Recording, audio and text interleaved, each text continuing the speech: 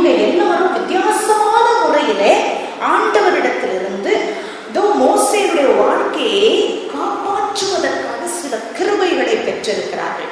முதலாவதாக அங்கே என்ன சொல்லப்படுகிறது? மோசேயின் பிறப்பின் காரியம் யாத்திராகமம் முதல் அதிகாரத்திலே பார்க்கிறோம். ராஜா இருக்கிறார். அந்த ராஜா என்ன செய்கிறார்? பார்வோன் அவர் என்ன செய்கிறார்? எபிரேய ஜனங்கள் யோசேப்பின் காலத்திலிருந்து, யோசேப்பு காலத்தை பத்தி நமக்கெல்லாம் தெரியும், நல்ல அந்த எகிப்து தேசத்துல வளமையாக இருந்த பொழுது இந்த யோசேப்பு போய் அங்கே ஆளுநனாக இருந்து கொண்டு அந்த வளமையை காப்பாற்றி கொள்ள ராஜாவுக்கு கற்றுக் கொடுக்கிறார். அப்படி கற்றுக் கொடுத்து கொண்டிருக்கும் பொழுது அவனுடைய சொந்த அப்பாவே அவனிடத்திலே வந்து அவன் தஞ்சம் புகுகிற காட்சியை பார்க்கிறோம். 70 பேரா எகிப்து தேசத்துக்குள்ளார உள்ள வர்றாங்க, யாக்கோபின் குடும்பத்தினர். மோசே சகோதரன் மோசே, அதாவது யாக்கோபுடைய மகன் யோசேப்பு, அவனுடைய அந்த பதவியின் நிமித்தமாக அந்த தேசத்துல, வெளி தேசத்துல எல்லாம் பஞ்சம் இருக்கும்போது இந்த தேசத்துல, எகிப்து தேசத்துல ஒரு அடைக்கலம் கிடைக்கணும்ன்றதுக்காக வந்திருக்கிறாங்க. இங்க வந்து உட்கார்ந்து இருக்கும் பொழுது இவங்களுக்கு கொஞ்சம் கொஞ்சமா இவங்க பெருக ஆரம்பிக்கிறாங்க, அதிகமாக ஆரம்பிக்கிறாங்க. அப்போ என்ன செய்யறாங்க? எகிப்தியருக்கு பயம் வந்துருச்சு. கொஞ்ச நாள் கழிச்சு இவங்களே ஒன்றாக திரண்டு நம்மை எதிர்த்து வந்து நம்மை தோற்கடிக்க செய்துவிட்டு இவங்கெல்லாம் பெரிய ஆட்கள் ஆயிட்டா என்ன செய்யறது? வலிமை மிகுந்தவர்களாய் மாறிவிட்டால் என்ன செய்வது? அதனால இப்ப இருந்தே அவங்களை ஒடுக்குவோம் என்று சொல்லி அவங்களை அடிமைப்படுத்த ஆரம்பிக்கிறார்கள். அவங்களுக்கு நிறைய வேலைகள் கொடுக்க ஆரம்பிக்கிறார்கள். அவங்களுக்கு நிறைய பிரச்சனைகளை கொடுக்க ஆரம்பிக்கிறார்கள். இப்படி அடிமைப்படுத்தப்பட்ட ஜனங்கள் தான் இஸ்ரவேல் ஜனங்கள். ஆனா இந்த காரியத்தை குறித்து ஆண்டவர் முதல்லேயே ஆபிரகாமுக்கு சொல்லி வைத்திருந்தார். அதன்படிதான் நடந்து கொண்டிருக்கிறது. இப்படியெல்லாம் என்னுடைய ஜனங்கள், அதாவது உன்னுடைய சந்ததியினரை அனுப்புவேன் எகிப்து தேசத்திற்கு. அவங்க அங்க கொஞ்ச நாள் 400 வருட காலம் அளவுக்கும் அங்கே இருப்பார்கள். அதன் பிறகு ஏராளமான செல்வத்தோடு அவர்களை அழைத்து கொண்டு வருவேன் என்று ஆண்டவர் முதல்ல சொல்லிட்டார். அதைத்தான் அவர் நிறைவேற்றி கொண்டிருக்கிறார். ஆனா அதை புரிஞ்சுக்காம ஜனங்கள் கஷ்டத்திலே, வேதனையிலே எப்பதான் எங்களுக்கு மீட்பு வரும் என்று கேட்டுக்கொண்டிருக்கிறாங்க. இந்த மாதிரி சூழ்நிலையில ஏராளமாய் இந்த எகிப்திய மண்ணிலே இஸ்ரவேல் ஜனங்கள் பெருகி கொண்டிருக்கிறத பார்த்த உடனே எப்படியாகிலும் இவர்களை அடக்க வேண்டும், ஒடுக்க வேண்டும் என்று நினைச்ச ராஜா அவனுடைய கட்டுப்பாட்டுக்குள்ளார இவங்கெல்லாம் இல்லைன்ன உடனே பிறக்கிற ஆண் குழந்தைகளை எல்லாம் கொலை செய்ய சொல்றான். அதுக்கு 2 பேரை நியமிக்கிறான். 2 எபிரேய தாதிமார், அவர்கள் மருத்துவச்சிகள். அவங்க 2 பேரை அழைக்கிறார். அழைத்து என்ன சொல்லுகிறார்? நீங்க வந்து எபிரேய குழந்தைகள், இஸ்ரவேல் ஜனங்கள், அதுல ஆண் பிள்ளை பிறந்துச்சுன்னா பிறக்கிற குழந்தையெல்லாம் அழிச்சிருங்க என்று சொல்லுகிறார். அந்த பெண்மணிகள் 2 பேர், சிப்பிராள், பூவாள் என்று சொல்லப்படுகிற 2 பேர். இந்த 2 பேர் என்ன செய்கிறார்கள்? முதல்ல மோசே உயிரோடு இருக்கிறதுக்கு காரணமானவங்க. உண்மைதானே? ஒருவேளை அவங்க அழிச்சிருந்தா மோசே செத்து போயிருப்பாரா இல்லையா? அப்போ முதல்ல மோசே ஒரு பெரிய தலைவனும் மீட்பனுமாய் வருவதற்கு காரணம் இந்த 2 பெண்மணிகள். இந்த 2 பெண்மணிகளை என்ன செய்திருக்கிறார்கள்? அங்க ராஜா அழிக்க சொல்றார். ஆனா அவங்க என்ன செய்யறாங்க? தேவனுக்கு பயந்தவர்களாக இருந்திருக்கிறார்கள். யாத்திராகமம் முதல் அதிகாரத்துல நாம் பார்க்கலாம், 17வது வசனத்துல பார்க்கிறோம். அங்க ஆண் பிள்ளைகளை கொல்லாம அவங்க என்ன செஞ்சாங்க? உயிரோட காப்பாத்துறாங்க அந்த மருத்துவச்சிகள். இது என்ன ஆயிடுச்சுன்னு சொன்னாக்க, தேசத்துல ஒரு பயங்கரமான சட்டம், அந்த சட்டத்துக்கு கீழ்ப்படிய வேண்டியவர்கள் இந்த மருத்துவச்சிகள். ஆனால் என்ன செய்கிறார்கள்? அன்றைக்கு நடக்கிற அந்த பிரச்சனையோடு அவர்கள் ஒத்து போகவில்லை. அதனால அவங்களுக்கு என்ன பலன் கிடைச்சது? யாத்திராகமம் முதல் அதிகாரம் 20வது வசனத்துல பார்க்கிறோம். அவங்கள தேவன் தழைத்து ஓங்க செய்தார், அவர்களுக்கு அவர் நன்மை செய்தார் என்று பார்க்கிறோம். அருமையானவர்களே, நீங்க ஒரு வீட்டை கட்டி வச்சிருக்கிறீங்க, அதுல வாடகைக்கு ஆட்களை வர வச்சிருக்கிறீங்க. நல்ல பார்ட்டி, நல்லா வந்து வாடகைக்கு அமர்ந்திருக்கிறார்கள். மாதம் மாதம் தவறாமல் நீங்க சொன்ன தொகையை சரியா கொடுத்துடுறாங்க. நீங்க என்ன கண்டிஷன் போட்டாலும் அதையெல்லாம் சரியா நிறைவேற்றிட்டு இருக்கிறாங்க. கொஞ்ச நாட்கள் ஆகிறது, ஒரு 3-4 மாதம் கழித்து நீங்கள் கேள்விப்படுகிறீர்கள், அந்த ஆட்கள் அவர்களுடைய நடைமுறை, அதாவது அவங்க இருக்காங்களே அவங்க சரிப்படாதவங்க, அல்லது வேற ஏதோ ஒரு தவறான பழக்க வழக்கத்துல இருக்கிறாங்க. ஆனா பக்கத்துல இருக்கவங்க என்ன சொல்றாங்க, உங்களுக்கு வருமானம் கரெக்டா வருது இல்லையா, உங்களுக்கு எந்த தொந்தரவும் இல்லையா, ஒரு தொந்தரவும் உங்களுக்கு கொடுக்கறது இல்ல, அவங்க அவங்க வாழ்க்கையில எப்படியும் இருந்துட்டு போறாங்க, அதனால என்ன என்று சொல்லும் பொழுது நீங்கள் என்ன செய்வீர்கள்? நீங்க ஒரு உங்க பள்ளிக்கூடத்துல பிள்ளைகள், உங்களுடைய பிள்ளைகளை பள்ளிக்கு அனுப்புகிறீர்கள், அவர்கள் கல்லூரி வரைக்கும் வந்து விட்டார்கள், அவங்க பாஸ் பண்ணிக்கிட்டே வந்துட்டு இருக்காங்க. திடீர்னு பார்த்தா பிள்ளைங்க எல்லாரும் மோசமான மார்க் எடுக்கிறாங்க. அப்புறம் ஆராய்ச்சி பார்த்தா கண்டுபிடிக்கிறீங்க, அந்த குறிப்பிட்ட அந்த கல்லூரியில அந்த பாடத்தை படிச்சு பாஸ் பண்ணணும்னா அந்த கல்லூரிக்கு பெருந்தொகையாக நீங்கள் லஞ்சம் கொடுக்க வேண்டும், இல்லைன்னா பிள்ளை எப்படி முயற்சி செஞ்சாலும் பாஸ் பண்றது கடினம். இப்படி கேள்விப்படுகிறீர்கள். பிள்ளை வந்து உங்களிடத்துல நச்சரிக்கிறது, எனக்கு பணம் கொடு, நான் பாஸ் பண்ண வேண்டும். நீங்கள் என்ன செய்வீர்கள்? இந்த கேள்விக்கெல்லாம் பதில் தான் அங்கே அந்த 2 பெண்மணிகள் செஞ்சாங்க. ராஜா சட்டம் போட்டுட்டார், கொலை செய்யனா கொலை செய், இல்லைன்னா நீ உயிரோட இருக்க மாட்ட என்று சொன்ன பொழுது அந்த பெண்மணிகள் என்ன செய்தார்கள்? உலகத்தோட ஒத்து போறாங்களா? எல்லாரும் நாங்க என்னங்க செய்யறது, பொழைக்கணும்னா வேற வழி தெரியல. ஆபிரகாம் அப்படிதான் செஞ்சார்.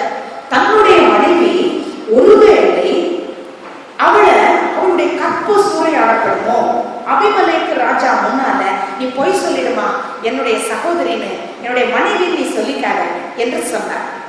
என்னங்க தப்பு இருக்கு? தன்னை காப்பாற்றிக்கிறதுக்கு தானே, தன் மனைவியை காப்பாற்ற தானே சொன்னாரு, வேற வழி இல்லை என்று நாம் சொல்லலாம். அருமையானவர்களே, இங்க ஒரு காரியத்தை நாம் சிந்திக்க வேண்டும். தேவனுக்காக ஏதாவது ஒரு காரியத்துல வைராக்கியமா நின்றுட்டோம்னா தேவன் அதனை கருத்திலே கொள்ளுகிறார். அல்லேலூயா. அவங்க இருதயத்தை பார்க்கிறாரு. உடனே என்ன செய்தார்? ஆண்டவர் யாத்திராகமம் 1 அதிகாரம் 20வது வசனம் மாத்திரமல்ல, அதுக்கு முன்னால 2 வசனங்களை பார்த்தீங்கன்னா, அந்த பெண்மணிகளின் நிமித்தமா அவர்களுக்கு நன்மையை செய்தார். அவங்க இந்த உலகத்தோடு ஒத்து போகாம தேவனுக்கு பிடித்தமான வகையில நடந்ததுனால அவங்க குடும்பமே தழைத்திருக்க செய்தார். இந்த ராஜா இந்த பெண்மணிகளுடைய உயிரை மட்டும்தான் கொலை செஞ்சிருந்தா காப்பாற்றிருப்பார். ஆனா சந்ததி சந்ததியாய் குடும்பங்கள் காப்பாற்றப்படுவதற்கு அன்றைக்கு தேவன் உதவி செய்தார். ஹல்லேலூயா. ஒரு நிமிஷம் அந்த பெண்மணிகள் தேவன் அருவருக்கிற அருவருப்பை செய்துவிட்டு ராஜா கிட்ட சலுகைகளை பெற்றிருக்க முடியும். ஆனா தேவனுக்காக அவர்கள் நின்றதனால்தான் ஆசீர்வாதத்தை பெற்றுக் கொண்டார்கள். ஆமென். ஆபிரகாம் என்ன செய்தார்? தன்னுடைய மனைவியை பொய் சொல்ல சொன்னார்.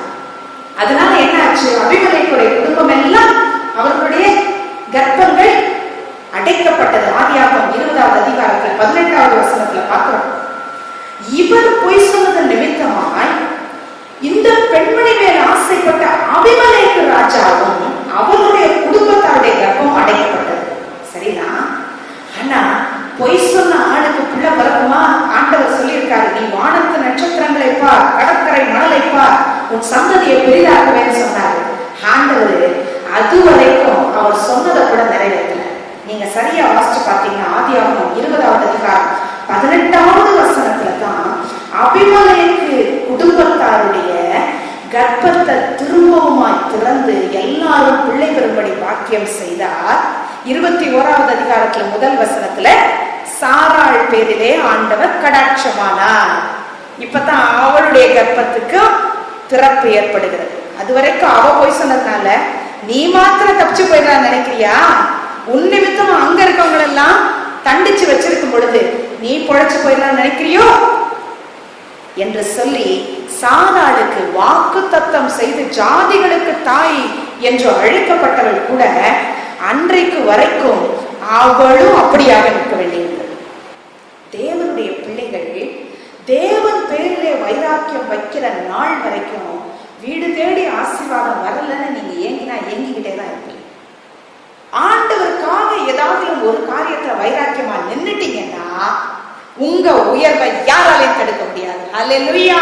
இந்த உலகத்துல யாரை தடுக்க வேண்டும் என்று நினைத்தாலும், அதனாலதான் ஆண்டவர் இன்றைக்கு சொல்லுகிறார், நல்ல நிலத்திலே விதைக்கப்பட்ட விதை, அந்த விதை உண்மையும் நன்மையுமான இருதயத்துல அதை நீ காத்துக்கொள்ள வேண்டும் என்று ஆண்டவர் சொல்லுகிறார். ஹல்லேலூயா, ஹல்லேலூயா. அருமையானவர்களே, நன்மை உண்மை இது ரெண்டும் வேணும். இன்னைக்கு உலகத்துல ஒரு காரியத்தை அழிக்க சத்துருவால முடியும், ஆனா உருவாக்க தேவனால தான் முடியும். அதை புரிந்திருந்ததுனால தான் அந்த பெண்மணிகள் 2 பேரும் உருவான கருவை அழிக்க முன்வரவில்லை. இன்னைக்கு துணிகரமாய் எத்தனை பேர் தேவனை அறிந்திருக்கிறோம் என்று சொல்லுகிறவர்கள் கூட தேவையில்லாத வேளையிலே சிசு உருவாயிற்று என்று தைரியமாய் அழிக்கிறதற்கு முன் வருகிறார்கள். ஆண்டவர் சும்மா இருப்பாரா? ஆதியாகமம் 9வது அதிகாரத்துல பாக்குறோம், 6வது வசனத்துல ஆண்டவர் சொல்றாரு, மனுஷனுடைய ரத்தத்தை நீ சிந்துனா நீ திரும்பவும் ரத்தம் சிந்திதான் மறிக்க முடியும். அது யாரா இருந்தாலும் சரி, அது ஒரு சின்ன சிசுவா இருந்தாலும் சரி, யாருடைய ரத்தத்தையும் நீ வாங்கணும்னு ஒரு முறை முயற்சி பண்ணிட்டனா திரும்பவும் நீ ரத்தம் சிந்தி அதுக்குள்ள கடனை நீ தீர்த்துதான் ஆக வேண்டும்.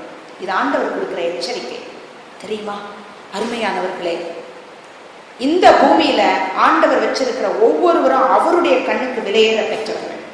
அதனாலதான் ஆண்டவர் சொல்றாரு, சின்னஞ்சிறியவர்களில் ஒருவனுக்கு நீ எதை செய்தாலும் அதை எனக்கே செய்கிறார். யாருக்காவது ஒருத்தர் வீட்டுக்கு வர்றாங்க, சாப்பாடு இல்ல போ அப்படின்னு சொன்னாலும் நீ ஆண்டவர் இயேசுவை தான் திறக்கிற, அந்த மனுஷனை திறக்கல என்று ஆண்டவர் சொல்லுகிறார். யாருக்காவது ஒருத்தருக்கு நீ எதையாவது கொடுத்தாலும் நீ அந்த மனுஷனுக்காக கொடுக்கல, உன்னுடைய தேவாதி தேவன் அவருக்காக கொடுத்திருக்கிறார் என்று சொல்லுகிறார். அருமையானவர்களே, இன்னைக்கு நம்ம ஒரு காரியத்தை உணர்ந்து கொள்ள வேண்டும். அழிக்கிறவன் அழிக்கத்தான் சொல்லிக் கொடுப்பான், உருவாக்குகிற தேவன் இருக்கார் பாருங்க, அவருக்கு தான் தெரியும் அவருடைய கண்ணுக்கு இந்த பிள்ளைகள் எல்லாம் எவ்வளவு முக்கியம் என்று. ஒவ்வொருத்தரும் முக்கியம். இன்னைக்கு பிள்ளைகளை துச்சமாய் நினைக்கிறோம், அவர்களை ஏன் பிறந்தார் என்று கேட்கிறோம். ஆனால் தேவனோ தன்னுடைய பிள்ளைகள் பேர்ல கருத்தாய் இருக்கிறார். அவர்களுடைய வானதூதர்கள் அனுதினமும் தேவனை தரிசிக்கிறார்கள் என்று நாம் வேத புத்தகத்திலே வாசிக்கிறோம். ஆமா அருமையானவர்களே, மத்தேயு 18ஆம் அதிகாரம் 10வது வசனத்துல சொல்றாரு, அவர்களுடைய வானதூதர்கள் தினமும் ஆண்டவரை தரிசிக்கிறாங்களாம். இந்த பூமியில சின்ன பிள்ளைகளுடைய வானதூதர்கள் கூட நம்ம பிள்ளைகளை பார்த்து சனியனை பிசாசனை திட்டுற அருமையான பெற்றோர் இங்க உண்டு. அவங்க எல்லாம் நல்லா தெரிஞ்சுக்கணும். தினம் தேவதூதர்கள் போய் ரிப்போர்ட் கொடுத்துட்டு இருக்காங்க ஆண்டவர்கிட்ட. தேவனை அறிந்தவர்களாய் இருக்கிற நாம் அப்படிப்பட்ட தவறுகளை செய்யக்கூடாது என்று ஆண்டவர் எச்சரித்து விடுகிறார். நல்ல தகவலை உம்முடைய பரிசுத்த பிரசன்னம் இங்கே இறங்கி வந்திருக்கிறதற்காக நன்றி செலுத்துகிறோம். நீர் எங்கள் நடுவே வருகிற போது எங்களுக்கு ஒரு நன்மையை வழங்காமல் இருப்பீரோ, எங்களை நன்மைகளினாலே நிரப்பாமல் இருப்பீரோ. நல்ல நிலங்களாய் உம்முடைய வசனத்தை கேட்டிருக்கிறோம் ஆண்டவரே. உண்மையும் நன்மையுமான இருதயத்தில் வைத்துக் கொள்ள சொல்லிக் கொடுத்தீர் ஆண்டவரே. அப்பா, பொறுமையோடு காத்திருந்து பலன் கொடுக்கிறவர்களாய் மாற கற்றுக் கொடுத்தீர். அதற்காக நன்றி செலுத்துகிறோம். உண்மையை எங்களுக்குள் வைத்திருக்கிறீர் ஆண்டவரே. உண்மையை எங்களை உள்ளத்திலே இருக்க விரும்புகிறீர் ஆண்டவரே. அப்பா, உண்மையோடு நடக்க ஆண்டவரே. அப்பா தகப்பனே, சத்தியத்தின் பாதையிலே நடக்க, உடைய வேத வசனத்திற்கு நாங்கள் செவி கொடுக்க அப்பா எங்களுக்கு தயவாய் தகப்பனே இந்த வேளையிலே ஆண்டவரே ஆவியானவரை உச்சப்படி செபிக்கிறோம், நிறைவாய் உச்சப்படி செபிக்கிறோம். ரட்சகர் இயேசுவின் பரிசுத்த நாமத்தில் செபிக்கிறோம் ஜீவனுள்ள நல்ல பிதாவே. ஆமென். ஆமென். ஹல்லேலூயா. ஹல்லேலூயா.